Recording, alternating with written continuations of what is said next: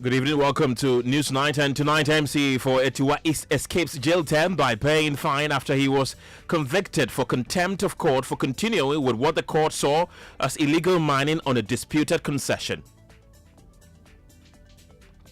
Fine, and I'll pay the fine. I've not been jailed. I'm here. I'm in office. Evans, I'm in office. I'm not a free man. I'm in office. Also, the 5 regions of the north are facing a growing education crisis with betting, teenage pregnancy, poverty, and lack of schools, forcing many children out of school, as Africa Education Watch urges urgent action to address the issue. Mainly economic drivers, child labor, galamsey, betting. These 3 things are normally male-dominated illegal activities for children, I must say. We have details from a recent report that some students have to walk at least 3 kilometers to access a school. We have more in JoyNews Special Assignment titled Leukaemia, Last Chance Abroad, as we rally the nation to build Ghana's first bone marrow transplant center. Coming up in business.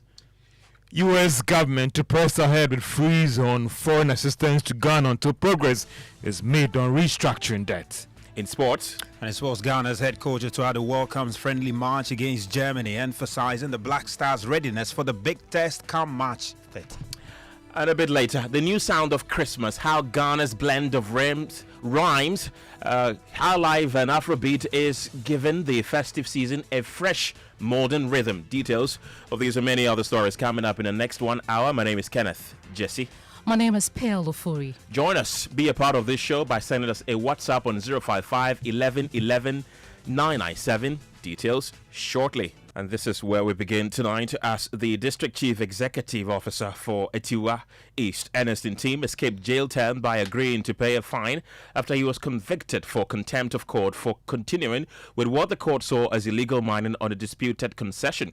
Well, he had been cited for contempt for continuing to encroach on the piece of land while the court had placed an injunction on the mining activities on it. In the last few minutes, he has been speaking to JoyNews, claiming the court's verdict is an injustice against him, vowing that he never engaged in illegal mining. Mr. Evans, I may not like to go in with this court issue, but go in. You brought a case that you have registered your land. And after registering your land, some people are still occupying the land, and you are taking the case to court. And you are seeking for injunction so that nobody will go to the land. And you realize that I have gone to the land. We brought videos, and we couldn't even see even my image in the videos. Then our lawyer Mwakweji, suggested to the judge that let us do cross-examination. And all what the judge said that the court he quoted, and you said that the court will also just permit him, the law could permit also to take the written whatever, and he himself could, so he has read the video himself, and he saw me talking the video, which is not true. This is the judge you're talking about? Yes, this is the judge I'm talking about. Yeah, but the judge then says he saw you in the video that you were on the land also conducting illegal activities. It's a big lie, and that is why today we have filed, appeal. It's a lie, a big lie. A big lie. But the judge says from this conviction that you were on the land with your people and you were also conducting illegal mining. It's never true, Mr. Evans. I'm a district chief executive. If you think that if a district chief executive, if I want to mine, I will leave the office, take the excavator myself, and go to the land, and I will be sitting there using the excavator mine. No, normally, if you read this or you hear this thing, excuse my language, please, almost sensically, it will never go down well. It's anybody at all. To me, I think that it's an opportunity. It is an opportunity for me, and maybe possible God have been listening to my prayers, so that all these things will come to an end. And you did not send people there to act on your behalf, engage in legal mining on your behalf? I would be very happy now because of the information that we could just go for public inquiry. I would be very happy that if your institution could apply the judgment, and if the judge have to even add the videos that I was involved, and then if they can give it to people so they could play. Have you ever been involved in illegal mining? I've never been involved. You've never owned a mining concession in Etiwa East? You can go to Minerals Commission and check all those information. And you've never directly or indirectly engaged in illegal mining in Etiwa East? No. Have you paid the fine that the court imposed today? The day that we have gone for appeal, the day that they will, once it have come to the news like this, I think we are going to do proper, interrogation, due diligence is going to be done with this kind of case. The day that the court will turn the appeal that far, I'm going to donate money to those who are doing this TV show that they are talking about crime, whatever it is, that crime issues. I don't know. Those who have been going to prison to just talk to people and see how. It's today that I got to know that indeed there's a lot of people who are in jail as a result of injustice. So you think this verdict, this conviction is injustice? I swear. I laugh. Because if it's not, my lawyer is saying that, not just me, the video you are talking about. He said, no, I've watched it alone. But to the question, you were convicted of contempt. You were asked to pay a fine. Have you paid the fine? The judge asked me to pay a fine, and I'll pay the fine. I've not been jailed. I'm here. I'm in office. Evans, I'm in office. I'm not a free man. I'm in office. So the only reason why you're not in jail tonight is because you pay the fine? So I think that the only thing that I'm not in prison today is that God that we serve, and then there are ancestors and the spirits all over, which knows that people who have good heart and who have the good spirits, who are fighting for the poor and the needy, once even when they orchestrated, like the way they orchestrated and hung Jesus Christ on the cross, he resurrected.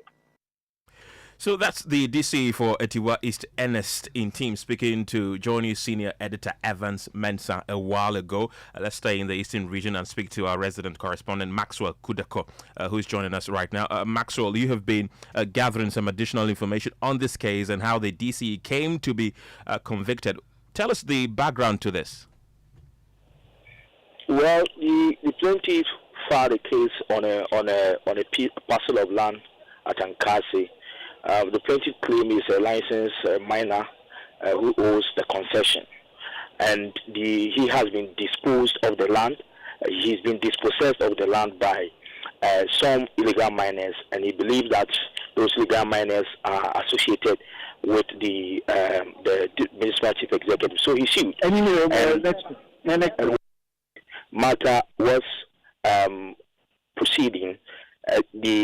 He came back to court, reporting to court that whilst the matter is ongoing, there are other people who are believed to be associated with the DC or MC who are still mining on the property. So they pleaded for an order of injunction, and the court heard that injunction. So while the matter was still ongoing, the plaintiff alleged that the MC and people who are associated with him had gone onto the land and were still mining. So the plaintiff filed a contempt process in court, and upon the production of evidence before the court heard that the DC was in contempt of court because he's entered the land which has been prohibited for both parties from entering. So he was convicted for contempt of court, as you've already indicated, and then he was made to pay a fine of 12,000 Ghana cedis, which he did. This ruling of the court has led to a lot of conversations within the community. Proud to this state, many have alleged that people in government are complicit in the menace of illegal mining. So the alleged involvement of the DCE and the conviction of contempt has led a lot of people in the community discussing whether or not members who are affiliated or government appointees who are in power today are not complicit, whether or not they are complicit in the fight against illegal mining. So the town of Tua East has been talking about the matter, and if you speak to people, even though the DCA has not been seen with excavator mining, people believe that his association with people who are believed to be engaged in illegal mining is a notorious knowledge for people within the community. But that's not the matter for us to say. These are some of the observation or conversation currently going on within the municipality. But the substantive matter of dispossessing the owner of the land from the land is yet to be heard by the court. This judgment is a judgment for contempt of court against the municipal chief executive.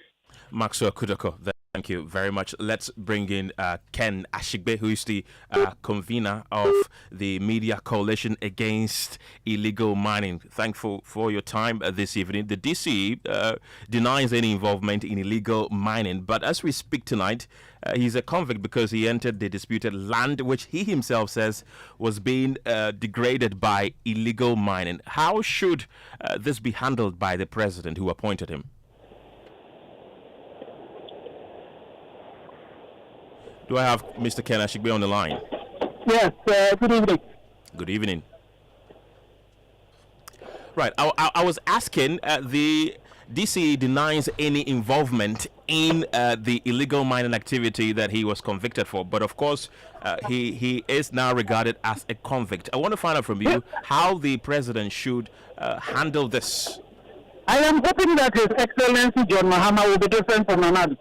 When the Bosumihu MC was, caught involved in Galamsey, he was not, jailed. This man, he is a convict of contempt. But we should not be, if he was indeed involved in Galamsey, then Act 995 should be thrown at him. It's not just a contempt, because if he's mining without a license, he is in contempt, and he should be jailed. And did I hear him calling the judge a liar? Is that also not contemptuous? So you see, it is not surprising that an MTE will be involved in it. It is a known fact. The only thing is that we are not getting evidence. A lot of them are sitting in their district and municipalities and expecting the Minister for Lands and Natural Resources and NIMOS to be coming to their district to be able to arrest people who are involved in Galamsey.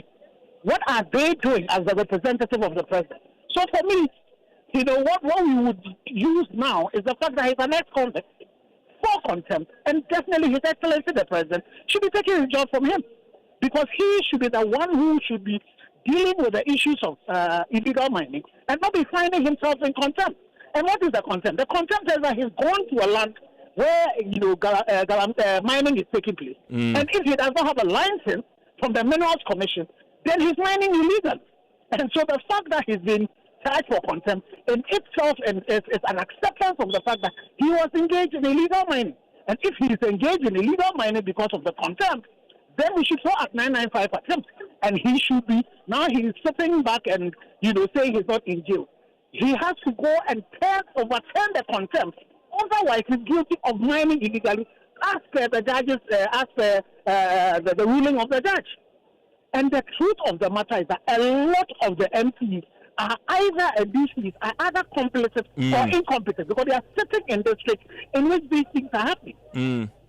I was about asking you that, because when we spoke to our correspondent, he did indicate that the community is divided on this contempt case that has been brought upon the DC. Many suspect that he's engaged in illegal mining, but they suspect also that it is a ring of powerful men and women in that particular district who are all involved in this particular illegal mining menace. Do you think the issue is more broader than we think? It goes beyond the DC.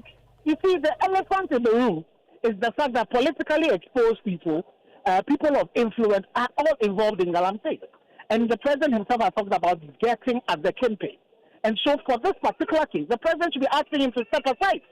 And we should investigate to really clear him that he is not involved in it. But it is not just this particular MC. There are a lot of the MCs who themselves are complicit. And there are a lot of politically exposed persons.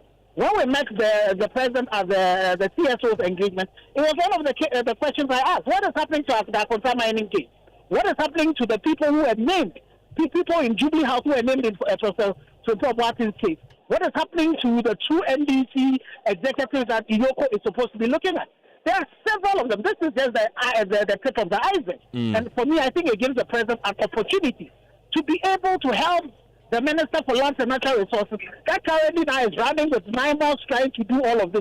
When people who we have put in place as the DCs, MPs in those communities are supposed to be dealing with. That's one of the policemen I will not mention his name, who because I've been chastising the police themselves that they have also not been working. He calls me and gives me evidence of the fact that it is the MPs, and I'm asking him why wouldn't he put it out?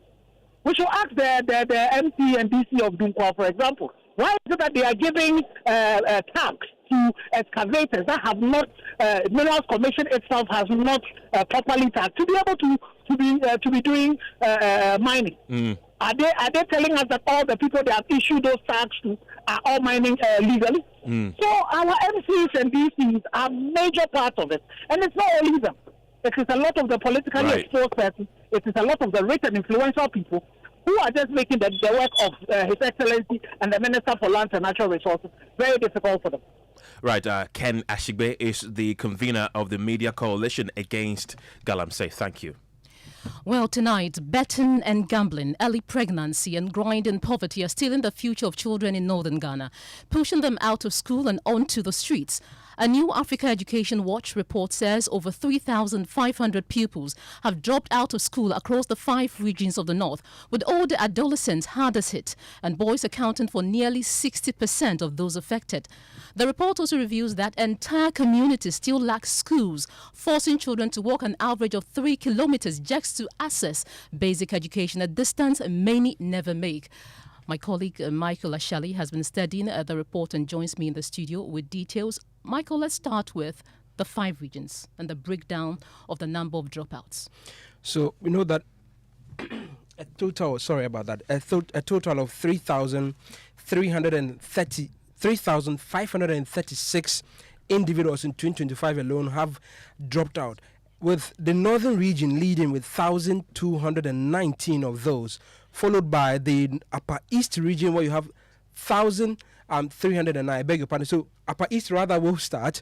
So 1,309 for upper east. Northern region follows with 1,219, and then you have upper west region also coming to 428, and then northeast region with 231. A total will bring you to 3,536 individuals have dropped out in the last year alone. If you look at the disaggregation again, you also see that between the 4 and 5 years of age, about 175 in these 5 regions. But what is more alarming is that getting to the end of the education, between 15 and 17, this should be between JHS 1 and JHS 3, you have 1,464. That is where you have the majority of people actually dropping out of school. Well, this is obviously not the same across all the districts in the 5 regions of the north. How did the districts fare in this particular instance? So if you look at the districts, I'll just walk you through about 5 of them that have some of the highest numbers. If you go to Nanumba South District, it has 574 of them dropped out. Again, the reasons they gave in that particular district was that poverty and then single parentage. It means that a lot of individual parents have to shoulder the burden of the family. Yes. And again, if you go to Busa North, 441 children in the school-going age were out of school. The reasons they gave was child labor, poverty, low parent interest. And then if you go to Talensi, they have 339 individuals that were out of school at the time that this report was done. It said that the reasons were low interest in school, teenage pregnancy, early marriage, gambling, and then again, galamsey. And then if you go to Wa West, 266 children had dropped out of school. Quick money was one of the reasons. Poverty, peer influence, and then distant school, meaning that some of the students, if you look at the report some students had to travel as long as 3 kilometers before they could access the nearest school. And then finally, if you go to Nabdam, 250 children were out of school. The reasons they gave were poverty and low parent interest. Well, the report also shows that more boys than girls are dropping out of school. Yes, so we know that almost 60%, 59.9% were boys, of the number of people that have dropped out in the 5 northern regions. So 59.9%, which were boys, were out of school at the time, and only 40.1% were ladies. So, Michael, we've been speaking to the Executive Secretary of Africa Education, Kofi Asare, and he's been explaining in detail the underlying reasons why many students are dropping out of school. He explains to us why the likes of poverty, single parentage, and also betting and gambling have been the major reasons these students have decided to opt out of school. If you look at the drivers, mainly economic drivers, child labor, galamsey, betting, these 3 things are normally, male-dominated activities, illegal activities for children, I must say. And so you would expect that in Talensi, for instance, where Galamsey is keeping many young boys out of school, you will see more girls being in school compared to boys, given the population dynamic.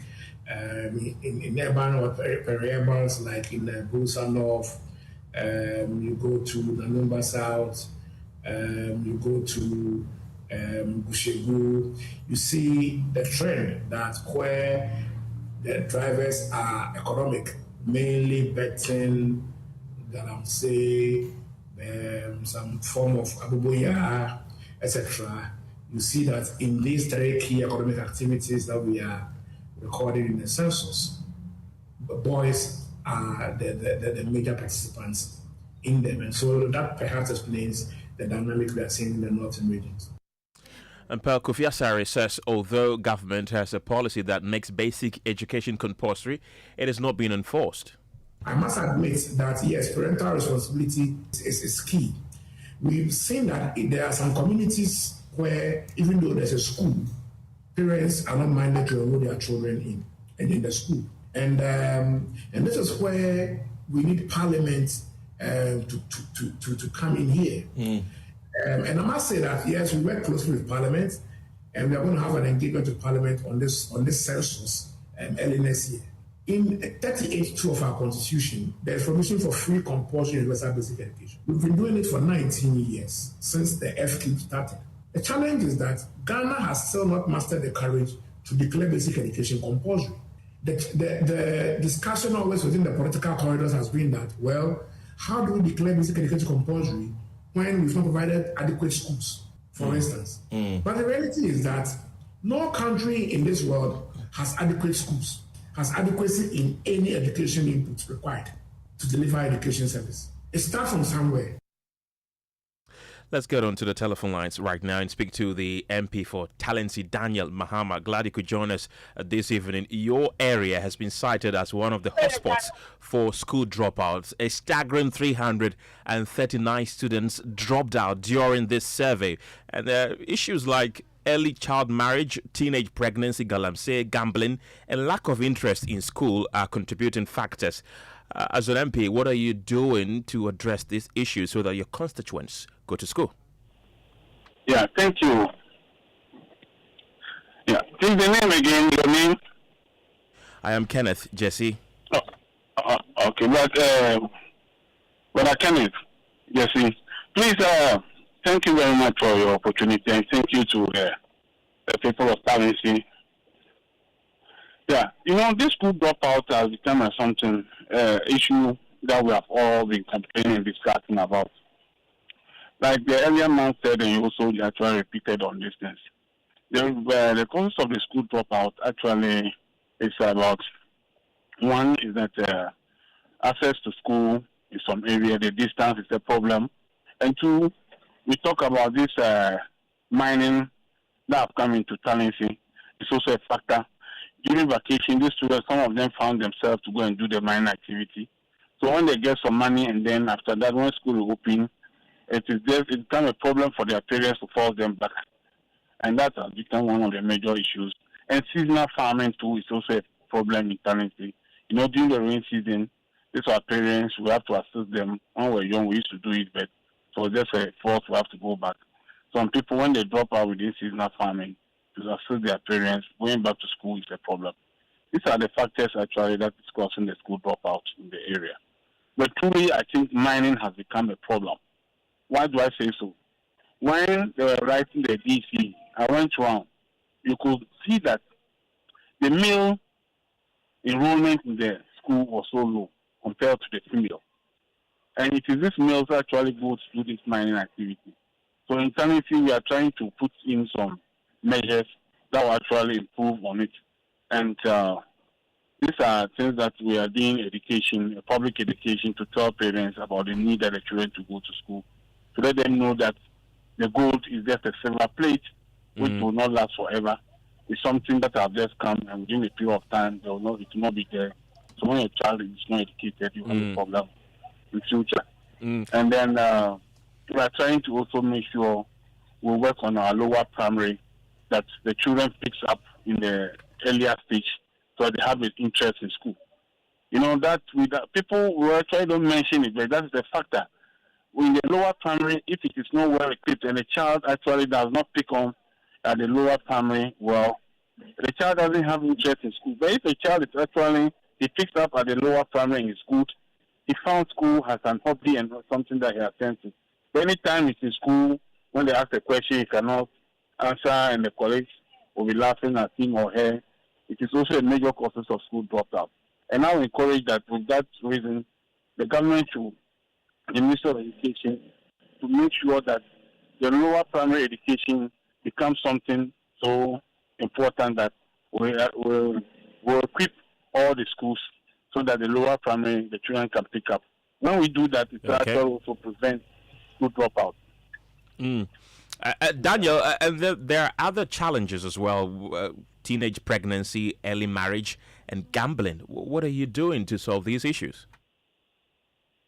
I think teenage pregnancy is a factor, but truly in Tennessee, when you check on it, the teenage pregnancy has not been something so serious like that.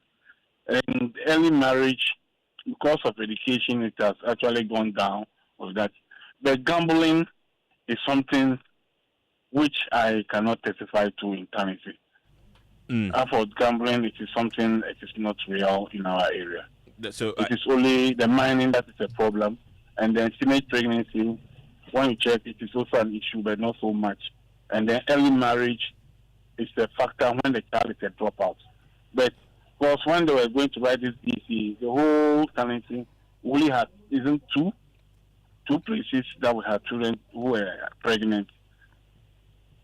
So when you take that assessment, we cannot actually talk about teenage pregnancy being a factor of school dropouts in the area. Okay, Daniel Mahama, thank you very much. That's the MP for Talency, and that brings us to business. And George, we are faced here with the latest. George, what have you got for us? Hi, Kenneth, and coming up in business, U.S. government to press ahead with freeze on foreign assistance to Ghana until progress is made on restructuring debt, and agent-to-agent cash transfers top list of total value of mobile money transactions for last year.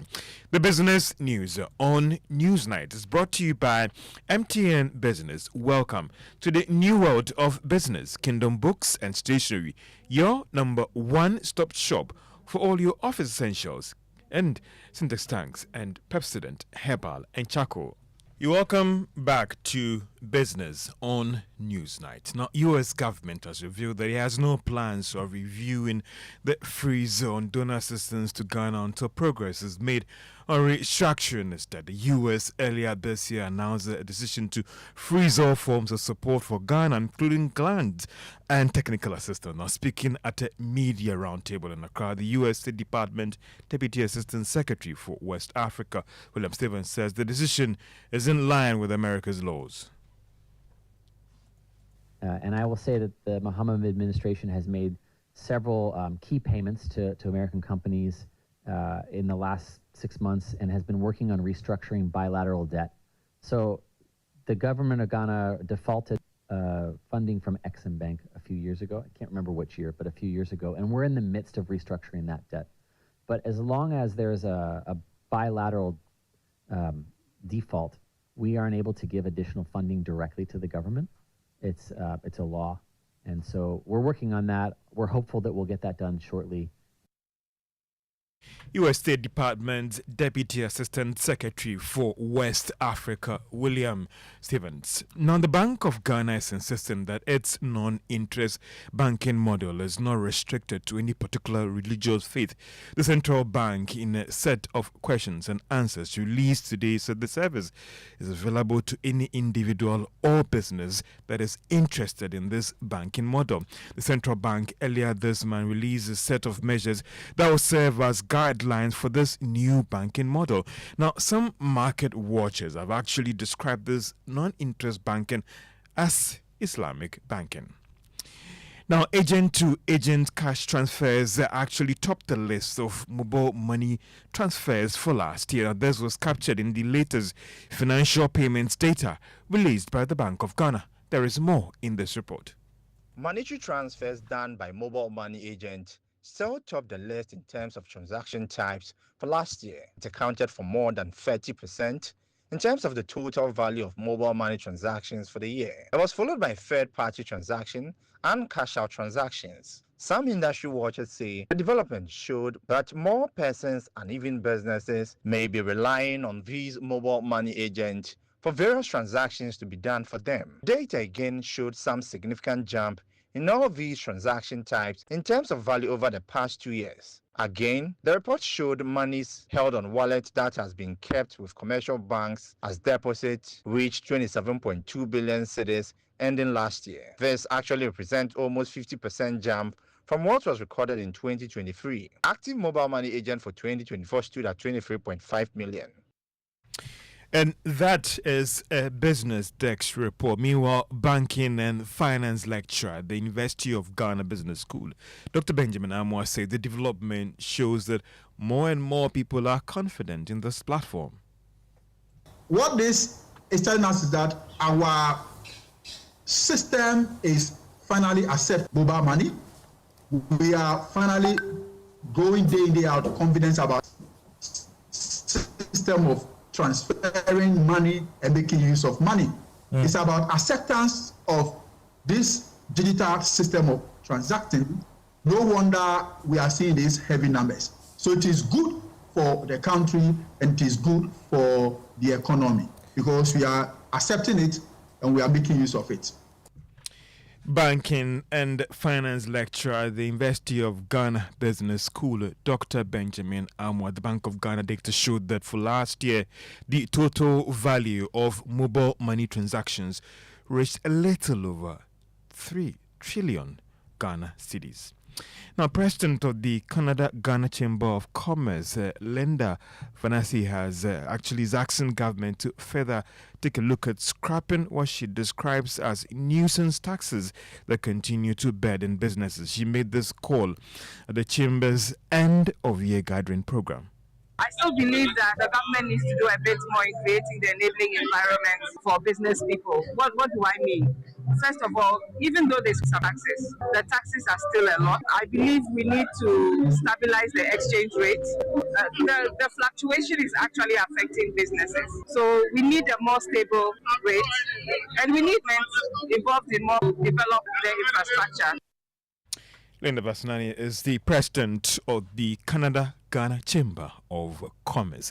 Let's turn our attention to the stock market. And 3 shares ended trading today on the Ghana Stock Exchange with some significant appreciation in each price of that share. Now, they were Cowbank, Gold, and Total.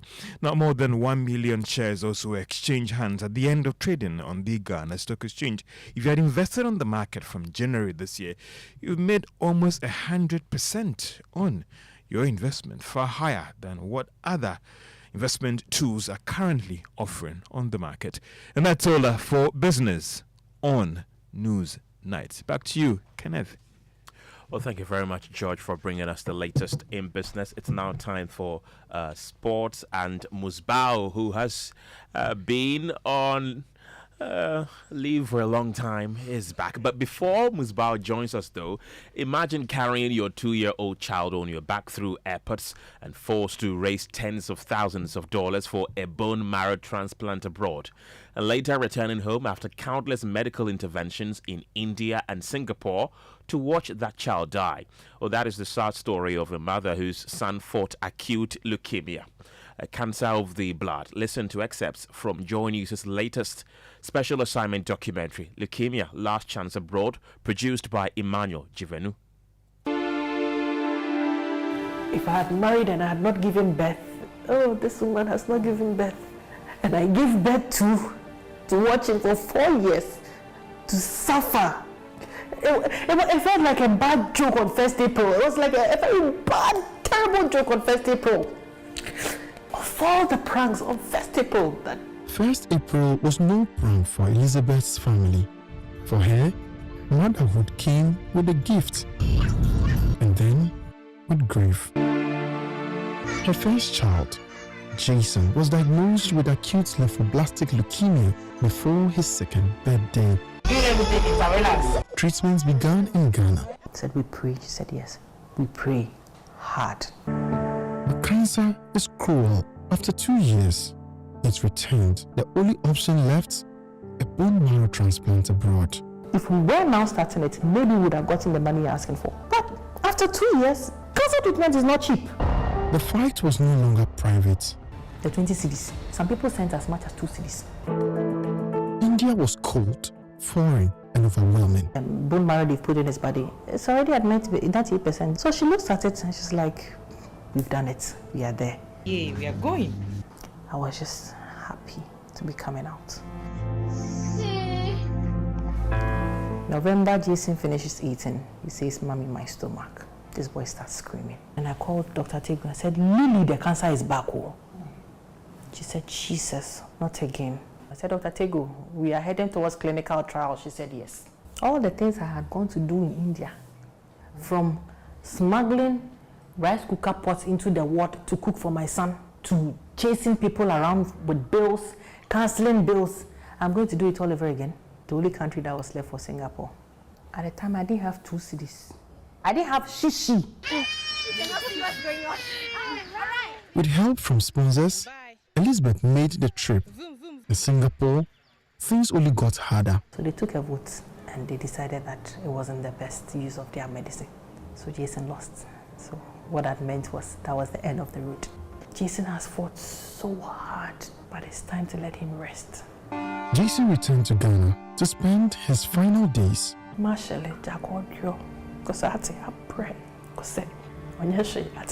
then I went out of the ward.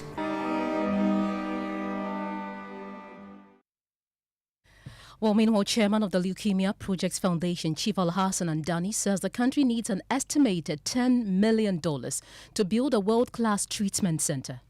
We want to be able to provide at least minimal capacity in facilities to be able to catch this disease early, can at least have a higher survival rate.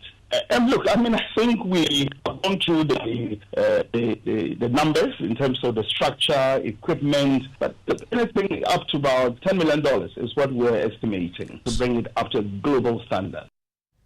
Well, he's also appealing to philanthropists and corporate bodies to support the effort. It is just about highlighting the problem, bringing the attention of government policymakers, and especially the philanthropists who put in a lot of cash to help individuals, to rather let's build a structure that is self-sustaining. So for us, this opportunity you've given us is to, again, appeal to philanthropists to support the construction of this Center of Excellence. And that was the chairman of the Leukemia Projects Foundation, Chief Al-Hassan Andani. And you can watch the full documentary on JoyNews' YouTube channel and our other social media platforms. It's now time for sport. And Musbao Razak is here. What's the latest? Yes, Pearl. Well, the big news today is Black Stars have a game against Germany come March 30th next year. And the head coach, Tuado, has been speaking, and he has described the game as one which will offer the team the perfect opportunity to test their readiness for the 2026 World Cup. Now, the Black Stars, that, of course, announcement came from the Ghana Football Association, where they indicated that they have secured that game against Germany, which is expected to take place in Stuttgart as part of preparations for the global showpiece. Now, in recent time, the Black Stars lost to South Korea and Japan in their recent friendlies ahead of the World Cup, and the Germany game offers the Black Stars a timely test ahead of the World Cup Group L clash against England, Croatia, and Panama. Now, the association, through its communications director, Henry Asantichum, has been reacting to this very development. Germany is a top team in Europe with some amazing players in their setup. They are coached by a very young Nagelsmann who has done very well for himself since he burst onto the scene. We also believe that they will give us a very good, test and a very good opposition going into the tournament. They give us a European flavor. We've got 2 European teams in our group, and you cannot take it for granted, the quality of Germany, the opposition, and the tests they are going to give us. So among the teams available and the discussions, engagements that we had prior to this announcement, we felt Germany will be right fit for match. That's Henry Asantichum, Communications Director of the Ghana Football Association there. Well, Pearl, so the Black Stars will play Germany March 30th. Tomorrow, however, local Black Stars. You know that we have a local Black Stars, right? Black Galaxies. They've got a game against South Africa tomorrow. And it's South Africa using that game to prepare for the AFCON, which is set to kick off come the 21st of December, next week Sunday. Black Stars are not there, but watch it, right? Of course, we'll watch it. Musbal, thank you so much. Now, latest Bank of Ghana data tracked by JoyNews Research shows Ghana's external debt profile has ballooned by $1.3 billion since the beginning of the year, with total public debt stock swelling by more than 70 billion cedis in quarter 3. While the central bank's data shows the cedi's relatively poor performance against the US dollar in quarter 3 heavily affected the debt situation. Earlier this year, the finance minister announced that prudent management of the exchange rate situation had resulted in the debt stock falling by more than 100 billion cedis. Let's listen to him make this announcement as he read the 2025 mid-year budget in July. Right Honourable Speaker, our commitment to fiscal discipline, through prudent debt management and exchange rate appreciation has resulted in a significant improvement in Ghana's debt profile. Public debt reduced from 726.7 billion as at end December 2024 to 613 billion as at end June 2025. Mr. Speaker, Ghana's public debt reduced by 113.7 billion Ghana cedis in 6 months. Mr. Speaker, for the first time in Ghana's history, there is a negative 15.6% rate of debt accumulation. Mr. Speaker, this has significantly improved Ghana's debt sustainability. Also, that was the Finance Minister, Dr. Kasiel Atufosin, some 5 months ago. But what changed? Let's get some data answers. The head of research here at JoyNews, Isaac Kofi, has all the details, and he joins us in the studio on this particular issue. Kofi, tell us, how did this position change? Well, unfortunately, the status of the cedi exchange rate in the third quarter of 2025 actually has changed the story of our debt stock. One that's reduced from 769.4 billion Ghana cedis in the first quarter to 613 billion cedis that the finance minister spoke about in the second quarter, has now increased by some 71.6 billion cedis in the third quarter, heavily due to exchange rate pressures that the cedi saw in the third quarter. And remember that in the third quarter, the cedi actually lost about 20% of its value against the US dollar. This is the significant reason why we are seeing the debt stock rise by more than 70 billion cedis in just 3 months. Isaac Kofi, thank you so much. He's the head of research here at JoyNews. We can go on the phone lines and speak to Kojo Opon Nkrumah. He's the ranking member on Parliament Economic and Development Committee. Good evening. Thank you for your time on Newsnight. Well, debt stock up by some 70 billion cedis. Do you think this is a clear case of exchange rate mismanagement? I won't say mismanagement. You will recall that we cautioned the government against celebrating temporary movements in headline numbers while ignoring the structural weaknesses that are still underneath the economy. What had happened and what they wanted us to celebrate was a negative rate of debt accumulation. And that was because of two things. Because the currency had been, may I say, heavily juiced, and so it had appreciated. And then number two, we had a debt exchange program, which had also then restructured our debt. But nothing significantly had changed both on the fiscal or on the monetary side. Despite our caution, nobody, paid attention to it. Now you find out that just a small 20% depreciation in 3 months, the debt stock has gone back up by about 70 billion. It's because the structure and the fundamentals have not changed. We are of the view that this change is about three major things. First is that the government has actually borrowed about $360 million from the World Bank. That is the one that they brought to Parliament and tried to hide it, that it was a financing facility until we called them out. Then secondly, about $1 billion of our renegotiated debt is now being capitalized. So though it's not a new inflow, it's treated as a new, disbursement in the accounting.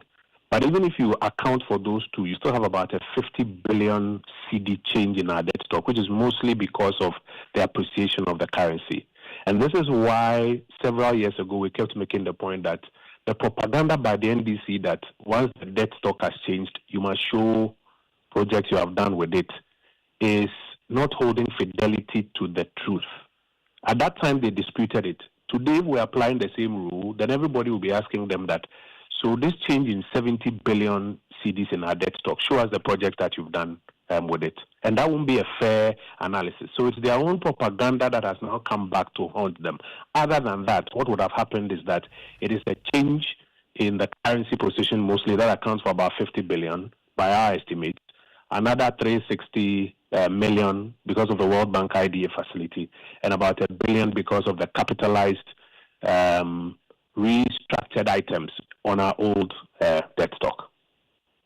Kojo Nkrumah is the ranking member on Parliament's Economic and Development Committee. Thank you so much for speaking to us. And that's how we end Newsnight tonight. Thank you very much for being a part of the show. My name is Kenneth Jesse. My name is Pearl Ufuri. Have a good evening.